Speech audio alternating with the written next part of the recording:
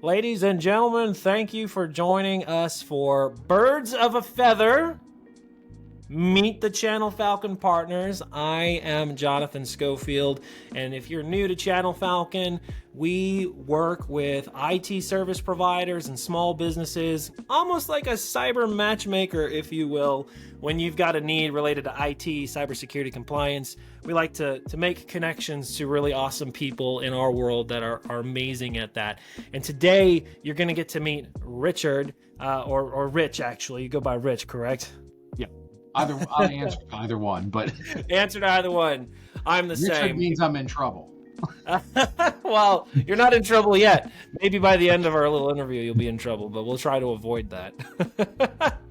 All right. So, Rich, why don't you introduce yourself? Tell us a little bit about you.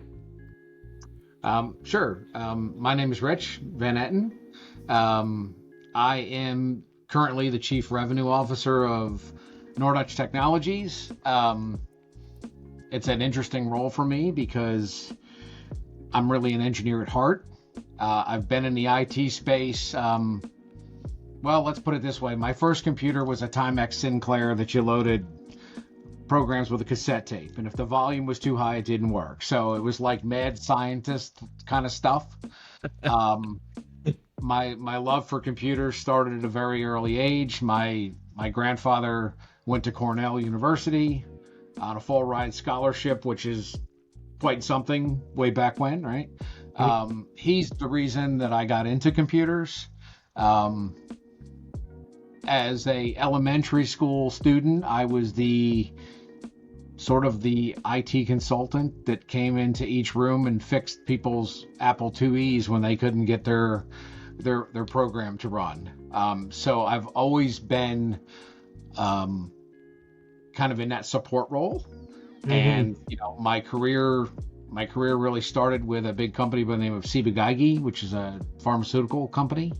I became their senior systems and network engineer, and I hate to say it, but I kind of got bored. We went through a huge implementation, and I was like, man, I want to do something a little bit different each day. So I went to work for a .com startup, which a lot of people did back then. That was a gigundous failure. Stayed there 11 months. It absolutely stunk. And then I went to basically full-time consulting. And I really love the fact that I was able to solve different people's problems each day and different challenges, different migrations, different issues. And then it's just morphed into now being an MSP, having a business partner, and supporting customers in 13 states. Wow, that's fantastic. Thank you so much, Rich, for sharing that background, man. So it's definitely in your lifeblood, technology and solving problems, and from an early age, that's really, really something. So I can see how coming off the .com failed experiment, jumping into IT consulting, it was kind of a natural evolution. I'd love to hear a little bit more about what the motivation was there, or what realizations you had where you kind of were like, I think there's more that I'm capable of on my own than what I've been doing. Tell us a little bit more about that. So I am the type, at my core, I want to be in control of my own destiny. I don't believe in relying on others to get stuff done. So, and also during that time period, I watched companies that were quite large go through mergers and acquisitions. And while I was at that larger company, we had gone through one of those, and I saw families that actually had both the husband and the wife working at the same company, and both of them were downsized, and they had 3 kids in college. And I'm like, wow, I thought corporate America, like once you got in corporate, it was like you're set, you're good. But the reality is that they could decide tomorrow that you're gone. So that was probably the biggest reason that I moved on from there. And then with the .com, I saw I at the time I was definitely not a numbers guy, but I was able to add up those numbers and realize that this is not going in the right direction. At least if I work for myself and I diversify and I'm able to help different markets, different people, I can have enough client base where if I lose a client here or there, I'm still going to be able to pay the bills. So that's why I went that way. Control your own destiny, the battle cry of a true entrepreneur right there. As an entrepreneur myself, I very much resonate with that sentiment.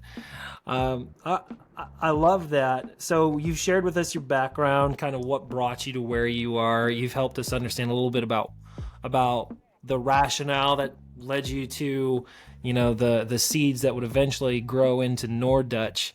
What was the experience early stage with, and maybe it didn't start as NorDutch. Tell us about the journey you went from taking it to where it was to where it is today. Maybe some of the things you learned on the way. So I learned that, I think the biggest life lesson that I learned with starting your own business, and I think a lot of people still do this, is I'm going to say you're penny wise and pound foolish. There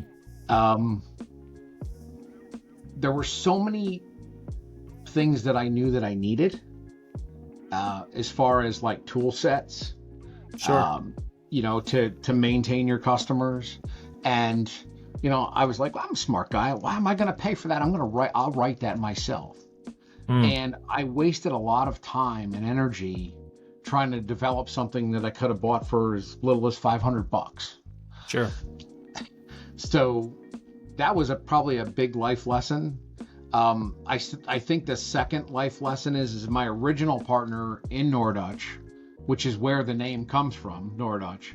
He was Norwegian and I'm Dutch.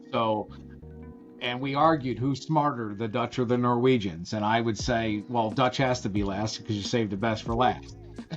And he had some funny words, which I can't share on this because people, but anyway, that's how the name NorDutch came about. But he was a friend. We didn't really clearly define how the partnership was going to work. It was kind of like on the back of a napkin kind of thing. And at the time I was probably a little more motivated from a sales perspective, trying to get new clients than he was. And when you're sharing those expenses of having to onboard new clients, and he's like, wait a minute, all I'm doing is writing checks. That became problematic. I mean, he's still one of my best friends. But that was another life lesson, just having it documented and kind of knowing how it's going to go and what the expectations are. Yeah, clear expectations early stage in a venture are very critical. I'm glad to hear that you still have a really strong relationship with this individual. For those who might be watching and listening today that are maybe they work in a business, right? Maybe an enterprise of some nature, and they are dealing with the day-to-day of technology and cost and optimization and efficiency, and certainly cybersecurity, compliance, all of these things that affect us all. What have you learned in your work with clients that if you ran some other type of business, you weren't in IT anymore, some things that people should be thinking about or aware of that maybe they're not, related to what you do? Well, I think for starters, depending on the size of the company, I think you end up with a lot of people wearing a lot of hats. And there's an expectation that, maybe you're the CEO, but you also think you're the IT person and that you know best. And it kind of goes back to, my penny wise, pound foolish comment. Yeah.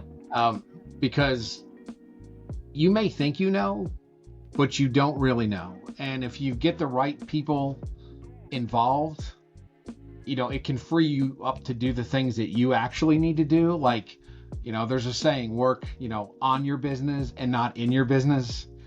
And, and personally for me, I mean, that's one of the things that I've been able to do Now I'm working on my business and not so much in my business anymore. And if you can get the right people in place, that affords you that opportunity. Yeah. It's a great answer. Yeah, I've seen that so many times where, especially small businesses, where anyone in the C-suite or in a management or director role, they inevitably become this Swiss Army knife of utility that's expected to solve for X, Y, and Z, when if they were honest with themselves, they really want to do X, they're really good at Y, and they want nothing to do with Z, but it's still expected of them to deal with it. Let's talk a little bit about maybe some experiences you've had where you've engaged with a prospect or a client. You kind of discovered that Swiss Army knife status quo, and you kind of helped move the needle on those hopes and dreams and expectations for a client. Can you give us some examples? Sure. We've got several clients who have they do more than X, Y, and Z. You probably have to add 3 or 4 more. Sure.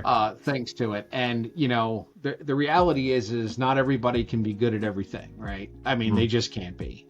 And normally when we encounter that with a client, we're like, look, you're paying us to take these things off of your work plate. Let us do our job. Now, the other interesting thing is you'll run into people that'll say, I can't do this anymore. I don't want to do this anymore, but they can't let go either. So it takes encouragement, from your team. And it does take buy-in from theirs. And it takes, building trust. It's like not an instantaneous thing. Yeah. But as their users realize, gosh, I don't need to go to Jonathan anymore to get my problem solved. I can call this help desk, and wow, there's more than just Jonathan there. They've got a group of people that are willing to help me, and they do help me. And I called them. I was nervous about it, but my gosh, they called me back within 2 hours and my problem was solved. And I asked Jonathan 3 weeks ago for the same thing. So it's really about being able to execute what you're promising, but them also letting you do your job. Yeah, that's a really good point. I think you think about the trajectory a business goes on from the day they start to the day where they've got so much operational pain that they really need a strategic partner.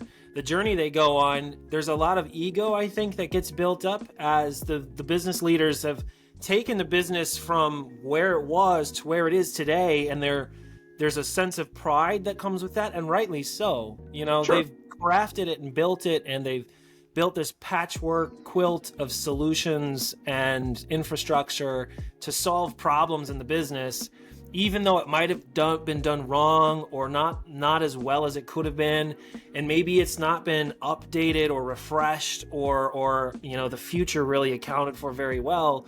To take all of that, it's like their baby and they're giving it to someone else. They have to come to a place where they're willing to be honest with themselves about, yeah, we've been doing it a certain way for a good long while and it's worked for a while, but there's parts of what we're doing now that aren't working, or parts of what we're doing right now that are painful. And in order for that to truly be optimized, to truly be improved, or in some cases it needs to be completely overhauled or restructured, they do have to come to a place where they're willing and be like, okay, yep, the pain is great enough now where I'm willing to let my baby go into some other person's arms. And yes. And that's a big choice to make. And so I guess when you encounter that with a customer who expresses a reservation, how do you build that trust and confidence where they're finally like, yeah, here's my baby, and help us raise this and nurture this together? Well, I think it's a matter of having a few wins, right? Like you've got to, the ideal situation is where they have a real pain point. Mm-hmm. And if you solve it, relatively quickly, I think that builds confidence, from the client. You know, one of the things that I just have to say that you mentioned made me think of the thought.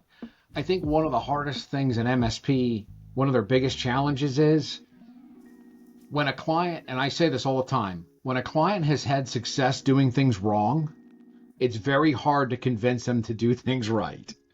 Yes, that's right. And it's like, because in their mind it's working, like, but they don't realize, the potential struggles, that they have, right? um just last week we had a client say, I need everybody's email address and their password. And I'm like, Oh my. no, you don't. That's not a good idea. Well, Yeah. if Jonathan's not there, I need to be able to log in and check his email. Well, there's other ways we can do that. We can give you delegated access. We can, Yep. and they're like, oh, I didn't even know that was an option.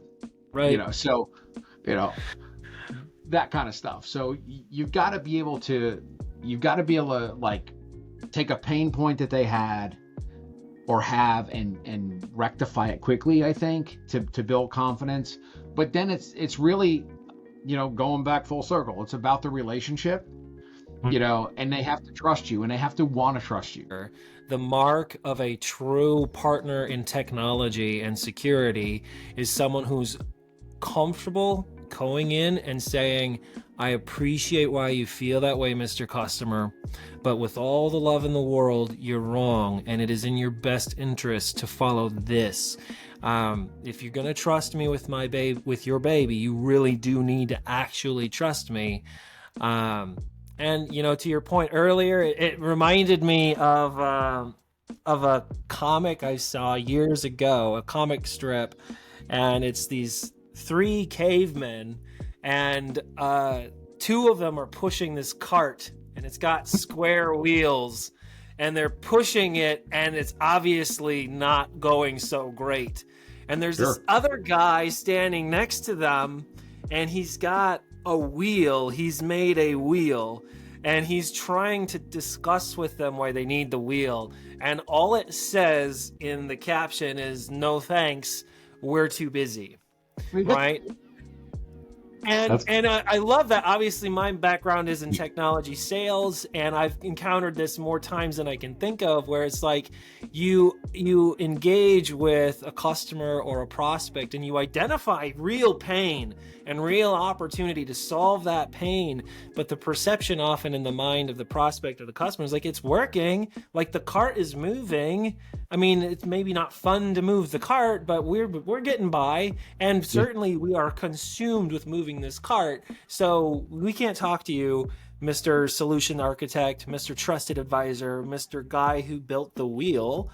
We're gonna keep doing it our own way. But oh my goodness, if those guys are just a little honest with themselves and take a moment to expand their perception outside of their own little sphere of influence and bubble, what value are they missing out on? But that's then to tag on additionally to what you said about trust. If those two had a connection with that gentleman standing by the wheel, and if there was a way to broker that confidence, it's like, hey, let me show you, let me demonstrate that value you're missing out on, demonstrate that risk that you're not aware of.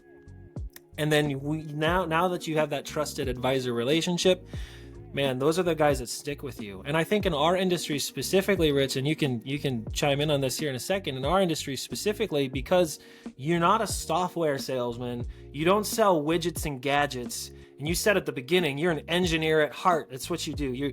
You're that dual-edged sword of an engineer who also happens to be a people person. Like, you understand more than anybody that sticky, trusted relationship is really key for success when it comes to trusting your technology with somebody else, really with anybody. What's been your experience there, and any additional thoughts you have related to that? I've had clients say, yeah, I know you know what you're talking about, but we're still going to do it this way. Kind of, your example. And, it's kind of like, we do a lot with dentistry. So, I always relate IT to dentistry with my client. And, I'll say, it's kind of like I came in for a cleaning and, you gave me a toothbrush and you gave me dental floss. And what did you tell me? You told me to brush my teeth and floss my teeth, right? And I didn't do it. And now I'm back here and I've got a filling. Well, or I need a root canal, or I need an implant, or whatever it is. This is kind of like, when I told you, we should really enforce MFA. You should really do this. But, you really need to listen to me here. And then you've had the conversation 3, 4, 5, 6 times. And because, somebody in upper management thinks it's just a pain in the ass and, it's inconvenient, we're not going to turn it on. And that just so happens to be the person that goes to log into their web-based version of Outlook and picks the wrong site and gives somebody the credentials. And, why is Jonathan's email being sent out? Why is he sending out 10,000 messages an hour? Well, because you didn't listen to me. Just like I didn't listen to you when you told me to brush my teeth. So, and I'm, one of the things I have been blessed with is I've been able to just have hard conversations with people and kind of, people will tell me Rich calls it like he sees it. Maybe that's the Northeastern blood in me. But I will tell you, and, that is your fault. You did not listen. Right. With all due love and respect, you did not listen to me. What's the saying? You can lead a horse to water, but you can't make him drink. I think with your clients, they need to understand that your intentions for them is not sales driven, but it's really for your best interest. I'm really looking out for you. I've got like you're in my family kind of thing. Like I'm really trying to protect you from yourself here. I can't tell you how much I love that perspective and the way you articulated that. I say this to prospects all the time because a lot of the projects that I help run, related to sales and business development or whatnot, they only are profitable. Like for me, they're only profitable if the relationship is long, right? If the relationship is long. So it is not beneficial for me to onboard a client just to win the deal and win the sale if it's only going to fail in the first 3 months, 6 months, year. The most profitable business relationships I have are the ones that have spanned the course of multiple years. And because you're able to really lean hard into that partnership component, or really that partnership core to the services you provide, because you're not just selling software licenses or giving people tools. Even that wheel analogy is not perfect to the IT industry, because you're really like, we're not only going to give you wheels, but we're going to help you install the wheels, and we're going to help you push that cart up the hill. And by the way, if you stop this, I lose everything I've invested. And if I walk away, it has a dramatic impact on you. So we really have to be in this together. Yes. Now, that's a blessing and a curse on the sales side of our industry, right? The blessing is that once you win and once that relationship is forged, if you do it right, that's going to be a really sticky relationship, and that you really will have brokered that true partnership mentality. But the challenge is initiating that, because it's a pretty disruptive notion. Like, we're going to hand over the baby, our technology, our infrastructure, our processes, our procedures, to these people that right now we're early stage in brokering that trust. And so it's not like a SaaS application where you can be like, all right, we'll try it out for a couple of months. And if it doesn't work, we'll just cancel. We'll just get rid of it. You can't afford to do that with your critical systems. So brokering that trust, and honestly, that's one of my goals for these conversations like this, is so people can meet you, people can know you, people can understand you, and begin to plant that seed of why it's valuable to trust somebody like you and your organization. So we are about out of time. I guess I would love to end on something really practical for anybody watching this video. If you're a business leader your CEO, CFO. You're responsible for the technology dollars that get spent and the impact to the organization in your business. You have an influence there. This is really for you. Rich, what are maybe 2 or 3 things that are just freebies that you would tell them if you are struggling with anything right now? What are some basic steps they can start to implement right now without having to pick up the phone or do anything? They could work on improving their posture or being better right now. What are 2 or 3 suggestions you might have?